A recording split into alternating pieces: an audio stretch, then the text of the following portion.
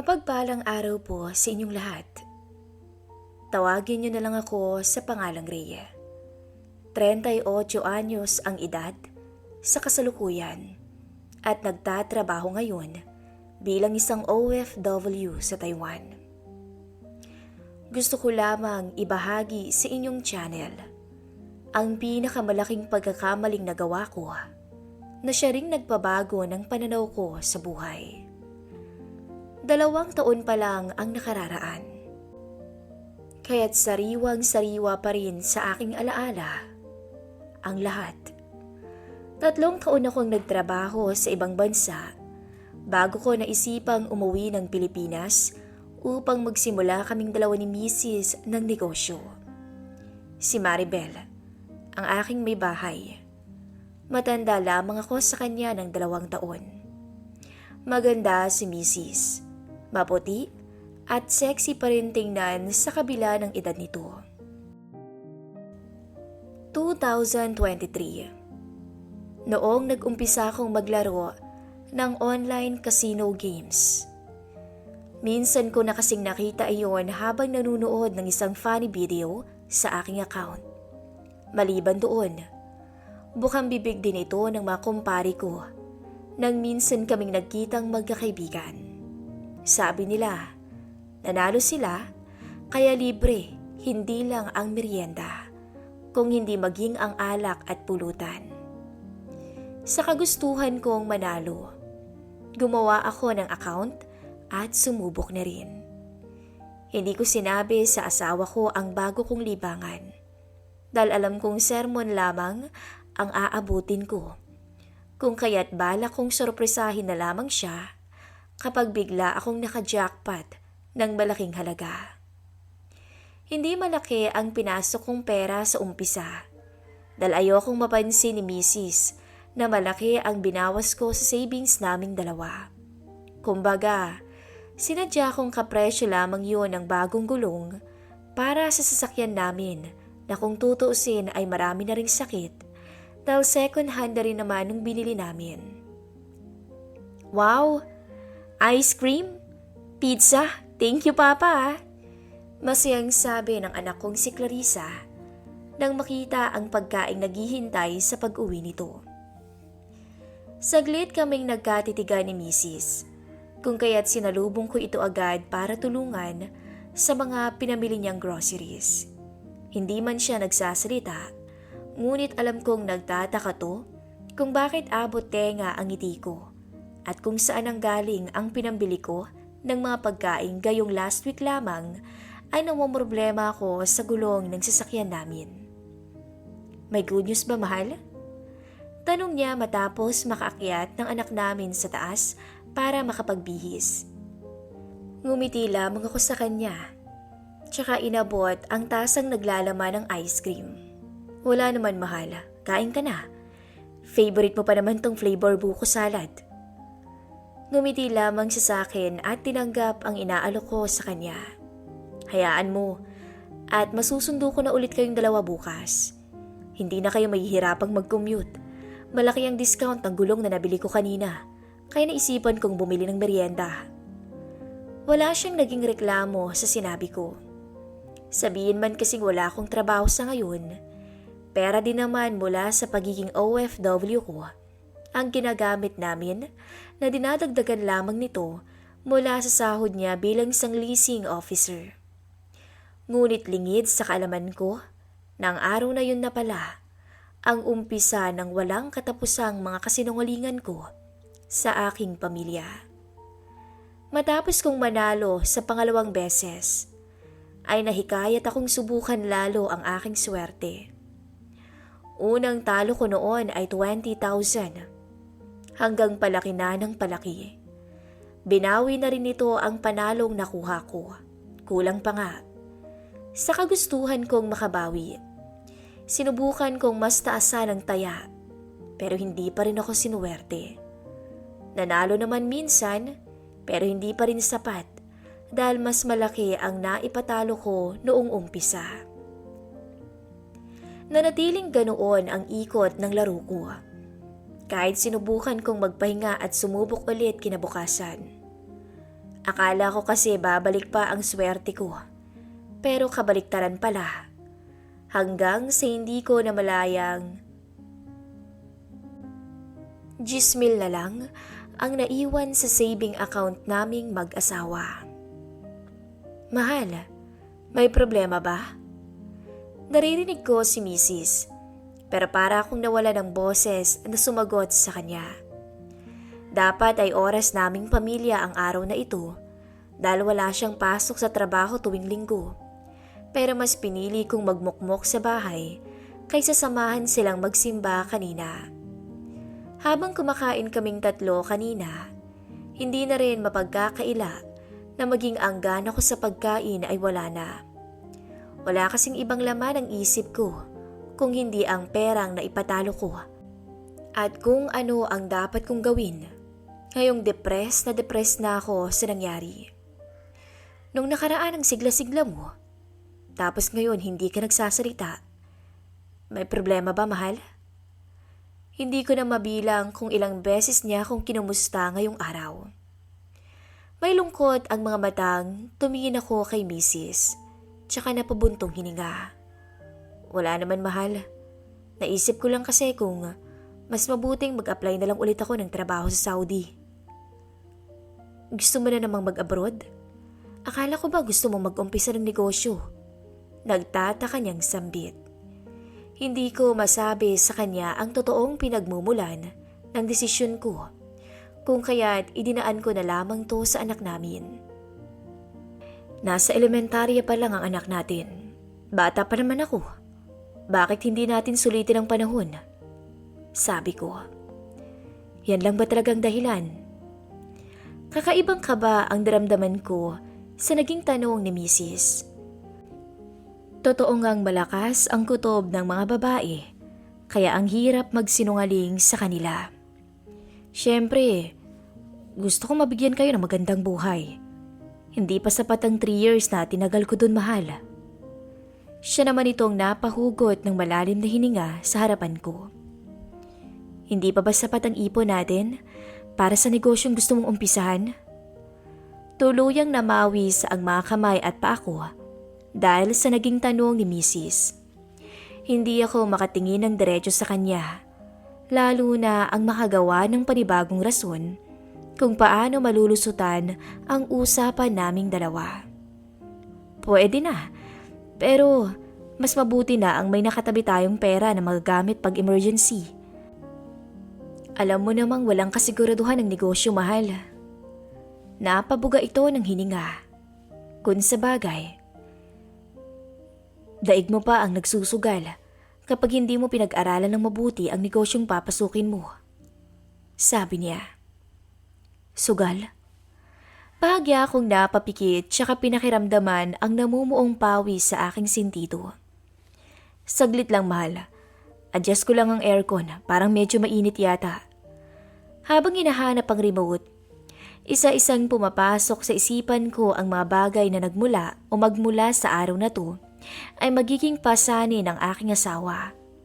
Groceries, kuryente, tubig, gas, tuition, allowance, at miscellaneous ng anak namin at marami pang iba.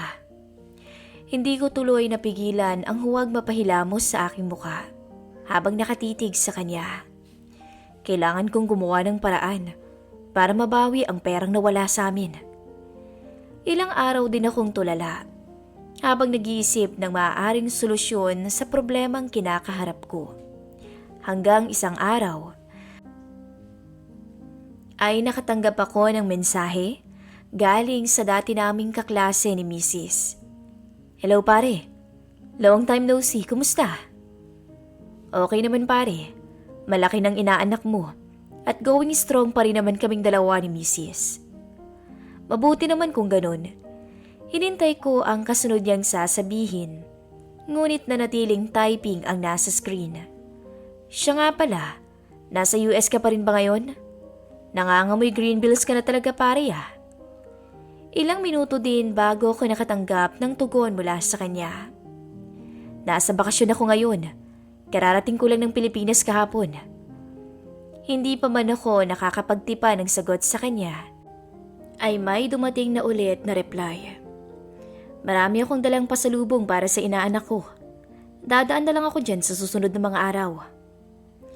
Matapos ang ilang araw, ay tunay ngang dumaan ang kumpare namin para ibigay ang mga pasalubong niya. Wala akong nagawa kung hindi magpasalamat sa kanya nang makitang maliban sa mga chocolates at damit para sa aming anak ay mayroon din itong binigay para sa aming mag-asawa. Sa unang tingin pa lang ay masasabi kong asensado na sa buhay si William.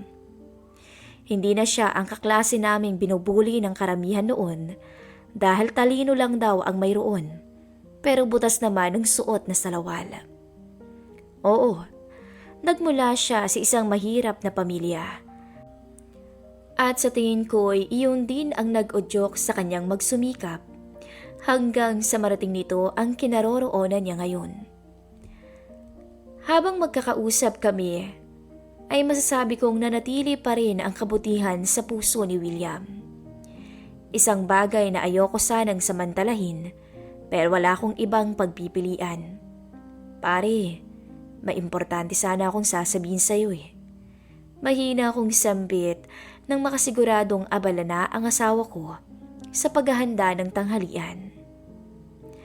Sumeryoso naman ang titig nito sa akin. Ano yun pare? Hirap mang magsalita, ngunit nilunok ko pa rin ng tuluyan ang aking hiya dahil alam kong sa mga oras na ito ay siya na lamang ang makakatulong sa akin. Ganito kasi yun. Ikinuwento ko sa kanya ang lahat mula umpisa hanggang dulo at matyaga naman tong nakinig sa akin. Hindi ko alam ang gagawin ko pare eh. Ayoko namang maging dahilan to ng pag-aaway naming mag-asawa. Lalo na't alam mo naman kung paano magalit ang kumari mo. Hindi ko kayang sabihin sa kanyang totoo. Tumango siya. Ngayon, gusto mong makabawi, tama ba ako? Saglit akong napaisip. Dahil maging ako ay naguguluhan na rin kung tama bang makabawi ang tawag sa gusto kong mangyari. Tinitigan niya ako ng diretso sa mga mata, tsaka may kinuha sa kanyang bag. Isang makapal na checkbook. 100,000. Ibalik mo na lang sa akin kapag okay na. Mabilis kong itinago ang inabot niya sa akin tsaka nagpasalamat.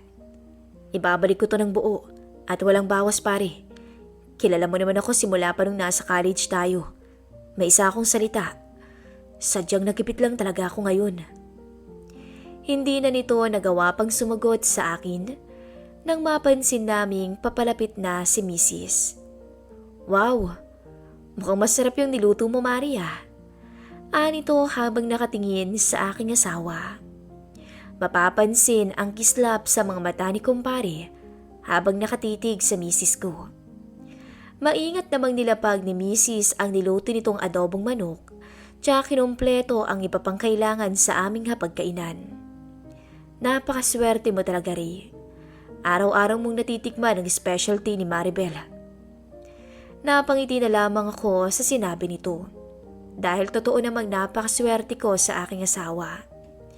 Maliban sa maganda at mabait, masipag, ay napakasarap pa nitong magluto.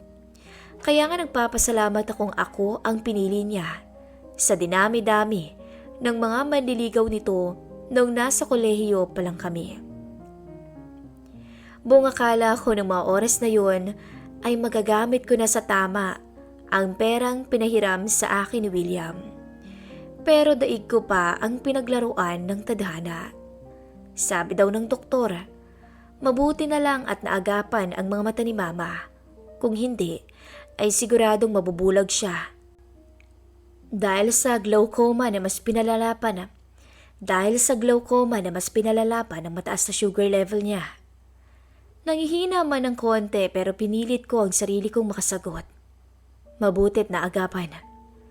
Lumapit naman sa kinaroroonan ko si Mrs. Sabay haplos sa aking balikat. Malaki rin ang nabawas sa ipon natin pero ayos lang. Nagawa naman nating tulungan ang mga magulang mo. Alam mo namang wala silang ibang matatakbuhan kung hindi tayo lang, di ba? Tumango na lamang ako kahit ang totoo ay nahati ang isipan ko sa dalawa. 50,000 na lang ang natira sa hiniram kong pera mula kay William. Paano ko siya mababayaran kung sa susunod na buwan ay baka may dumating na namang ibang gastusin? Paano ako makakabangon kung pakiramdam ko ay palubog na naman ako ng palubog? Pumaldo ka, pakiusap. May mga pagkakataong hindi ko na sinisilip ang aking cellphone habang naka-auto ang laro. Gustuhin ko man kasing sa iba gamitin ang natitirang pera, ngunit sa 2 buwang nasayang ko para makapag-isip ng maayos na pagkakakitaan, ay ramdam ko na ang bigat ng mga bayarin naming mag-asawa. Limas at ubos na rin ang natitirang 50,000 sa aming bank account dahil kahit anong subok ay kulang talaga ang sahod ni Mrs. para sa aming estudyante. Last na talaga. Pagbigyan mo na ako. Pumaldo ka na. Lugmok at nangihina akong napasubsob sa manibela matapos kong maihatid ang aking mag-ina. Naluluha ko silang pinagmasdan mula sa malayo dahil alam kong wala na talaga akong mukhang maiyaharap sa kanila. Narinig ko ang magkakasunod na notification sa aking cellphone, ngunit hindi ko yun pinansin. Pakiramdam ko nagkaroon na rin ako ng takot na hawakan yun kahit sabihing binura ko na sa history ang website kung saan nag-umpisa ang aking kalbaryo. Nang mapansin kong may tumawag na sa akin, ay wala na akong nagawa kung hindi sagutin to. Kumusta na pare? Masiglang bungad nito sa akin mula sa kabilang linya. William, ikaw pala. Malakas pa akong napaigham para lamang mabawasan ang kabang naramdaman ko nang marinig ko ang boses niya. Hindi pa man ito naniningil, pero yun na ang tumatakbo sa isip ko. Anong balita sa'yo? Nagawa mo na bang ayusin ang gusot mo? Okay na ba kayo ni Maribel ngayon? Tanong niya. Malakas akong napabuntong hininga at alam kong umabot ang depresyong nararamdaman ko sa kanya. May problema ba pare? Pasensya ka na pare ah. Mukhang hindi ko pa maibabalik yung perang nahiram ko sa'yo dahil sa dami ng mga nangyari. Naoperahan kasi si mama kaya doon napunta yung malaking parte ng perang hiniram ko sa'yo. Tapos, parang bularing naubos yung natira sa 50,000. Wala akong narinig na boses mula sa kabilang linya. Hindi ko na alam ang gagawin ko pare. Awang-awa na ako sa misis ko dahil nadamay siya sa mga kalokohan ko. Imbis na makabangon, mas lalo lamang akong nalubog. Ubos ang pera sa bangko naming mag-asawa. May malaki pa akong utang sa'yo. Hindi ko na alam kung paano namin mairaraos ang lahat ng mga gastusin. Nanatiling walang imik si William, pero hinintay ko pa rin tong magsalita. Nasabi mo na ba kay Maribel ang lahat? Humingi ka na ba ng tawad sa asawa mo? Muli akong napabuntong hininga. Wala pa rin akong lakas ng loob na sabihin sa kanyang totoo pare. Hindi ko alam kung paano magsisimula, kung paano ko ipapaliwanag sa kanyang wala na kaming pera sa bangko dahil nalulung ako sa sugal. Gusto ko nang sapakin ang sarili ko. Kung may magagawa lang sana ako para tapusin na ang paghihirap na to. Umabot sa akin kung paano napabuga ng marahas na hininga si William. Nasaan ka ba ngayon pare? Pwede ba tayong magkita? May sasabihin lang akong importante sa'yo. Hindi ako nagdalawang isip na puntahan ang lugar na sinasabi ni William. At baka kung ano pang magawa ko sa aking sarili kung magkukulong ako sa bahay. Naging maayos ang usapan namin sa umpisa, pero habang tumatagal, ay ramdam kong may iba na itong pinatutunguhan. Formal man ang mga salitang binibitawan ni William, pero may double meaning na yung lahat pagdating sa akin. Hindi na ako magpapaligoy-ligoy pa pare. Siguro naman alam mong college pa lang tayo, ay may gusto na ako sa misis mo, kay Maribel. Gusto ko mang iwasan ang topic, pero hindi ako binigyan ng pagkakataon ni William. Alam mong mas nauna akong manligaw sa kanya noon, pero ikaw pa rin ang pinili niya. Siguro dahil ng mga panahong yun, mas lamang ka sa akin. Napatikim ako habang pinipigilan ang panginginig ng aking kalamnan. Baka naman, pwede mo nang ibalato sa akin ang asawa mo. Isang gabi lang, Ray, at pagkatapos nun, burado ng lahat ng utang mo sa akin. Alam mong gustong gusto kong asawa mo, pre. Kaya't matikman ko lang siya, okay na ako. Ano, payag ka ba? Para akong nawala sa tamang huwisyo sa narinig ko. Tulala lamang akong napatitig sa kanya. Ibig ba niyang sabihin, gusto niyang gawin kong pambayad utang ang aking asawa? Sasagot pa lang sana ako nang muli siyang magsalita. Sabihin na lang nating bibigyan kita ng perang pamalit sa nawala sa joint bank account niyo ni Maribel.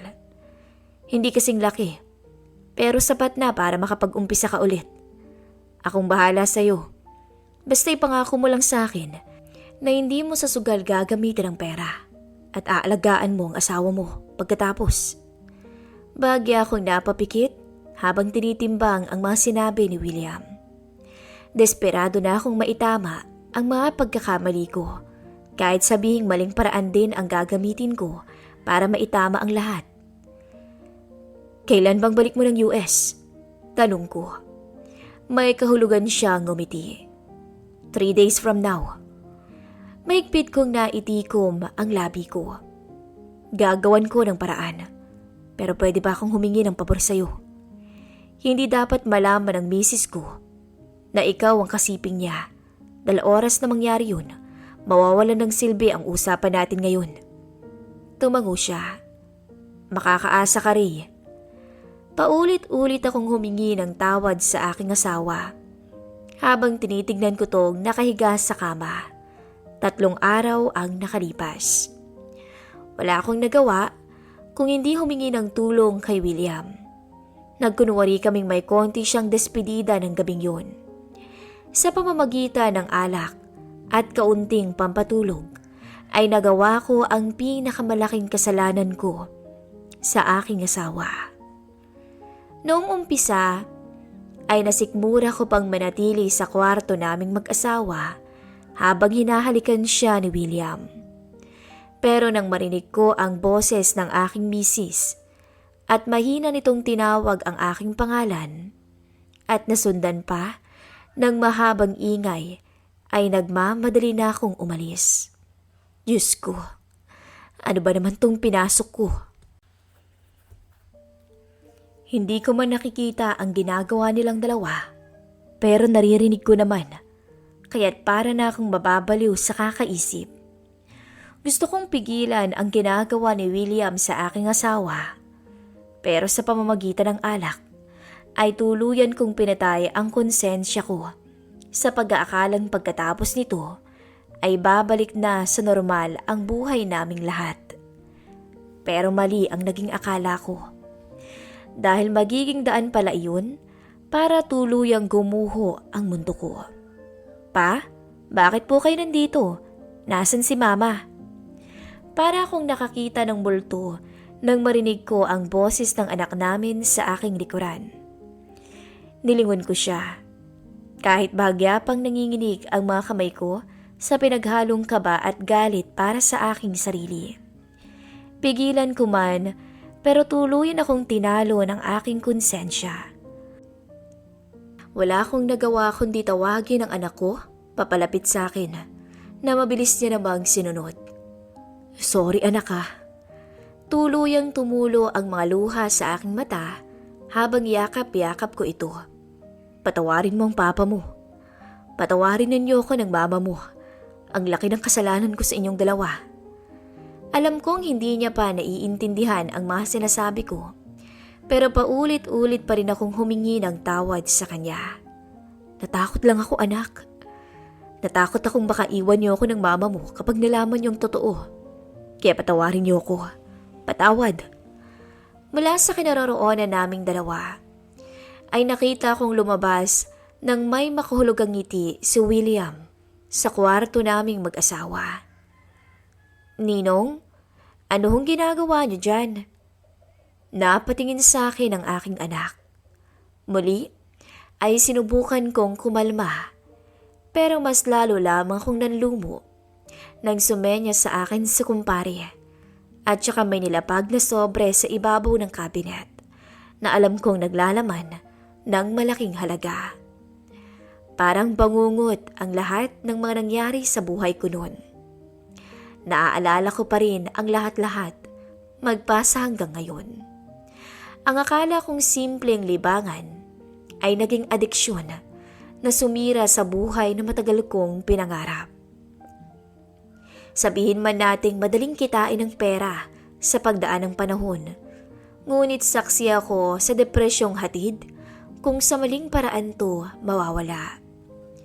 Hindi naging madali ang ginawa kong pagbangon dahil maliban sa walang-wala ko ng mga oras na yun, ay tuluyan ding nawala ang mga mahal ko sa buhay. Nang malaman ni Maribel ang ginawa kong pagpapaubaya sa kanya sa kumpare naming si William, ay para akong sinampal sa mga sinabi niya. Alam mo, mas mabuti pang sinabi mong totoo sa akin na naubos mo ang ipon natin. Baka sakaling mapatawad pa kita. Pero ang ipatikim mo ko sa ibang lalaki. Ako na asawa mo, Ray. Naatim mong ipambayad. Hindi kita mapapatawad. Duwag ka. Isa kang duwag. Walang kapaguran akong humingi ng kapatawaran sa aking asawa. Ngunit sa huli, ay tuluyan pa rin itong tinuldukan ang ugnayan naming dalawa. Kung noon ay pagmamahal at paghanga ang maaninag ko sa mga mata ng aming anak, lungkot at pagkasuklam na lamang ang naramdaman ko sa huli naming pagkikita. Sobra kong pinagsisisihan ang mga nangyari at kahit sabihin mang nagawa kong makapagtrabaho ulit sa ibang bansa, habang buhay namang nakaukit sa puso ko ang pagkakamaling nagawa ko noon. Kung may babalik ko lang sana ang lahat, sana'y hindi ko nalang sinugal ang masaya at tahimik na buhay sa piling ng asawa kong si Maribel. Sana'y nagtiyaga na lang ako at naging mabuting ama sa aming anak. Pero sabi nga nila, walang rewind ang buhay. Ang magagawa ko na lamang sa ngayon ay patawarin ang aking sarili at paghandaan ang kinabukasan. The end.